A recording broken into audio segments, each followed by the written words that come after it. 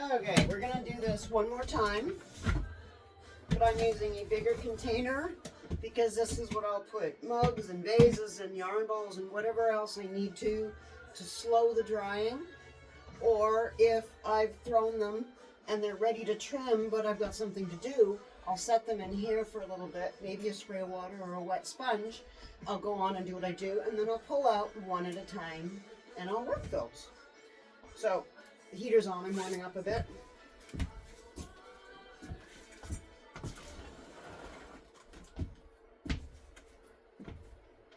It's pretty habitual for me to wear my work coat. That gets dirty, it's partly my apron. So anyway, what we're going to do now is I have added warm water to my jug instead of cold water because it'll set up a lot faster.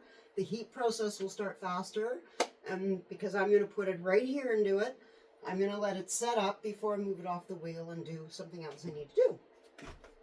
So now again, we're going to start mixing with water. I've got hot water in here.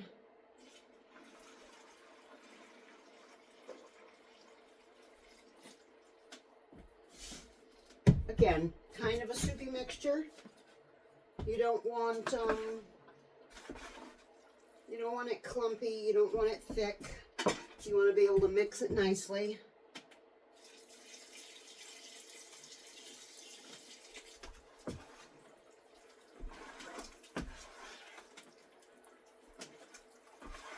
Now I've been waiting to get plaster for quite a while,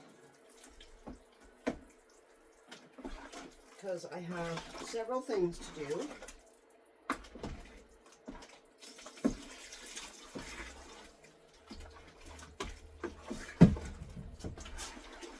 Now, I didn't quite use the whole jug for the last one, but I'm doing more, so I added more hot water.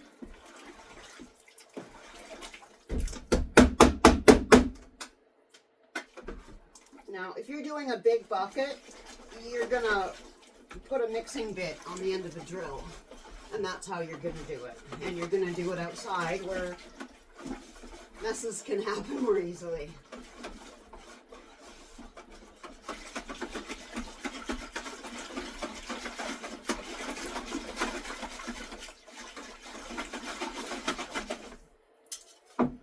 There's so many aspects outside of the actual making of a piece that most people don't see. You know, you have no idea the time involved.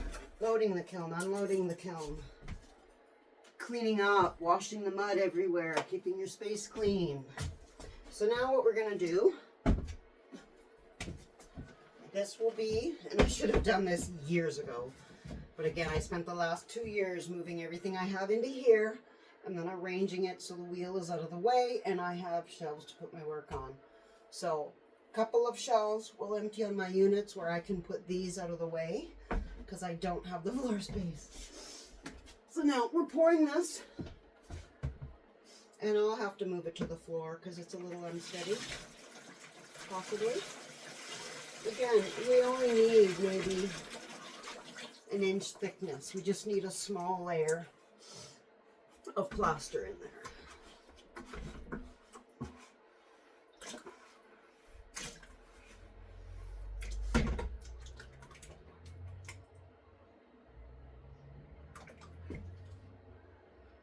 And then we run our fingers through to make sure that there's no air bubbles,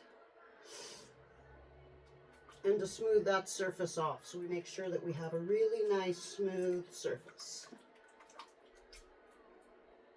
And ideally, you take your ring off before you start this. One of those things that I keep forgetting to do. Okay. So now this I'll put on the floor, and I'll tap it down a couple of times to make sure it's smooth and level. And then if any bubbles come out, they'll come up through the top and pop.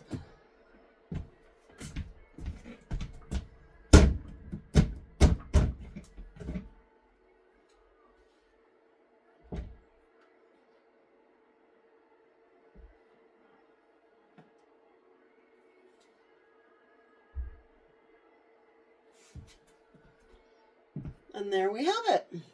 We have 2 damp boxes now.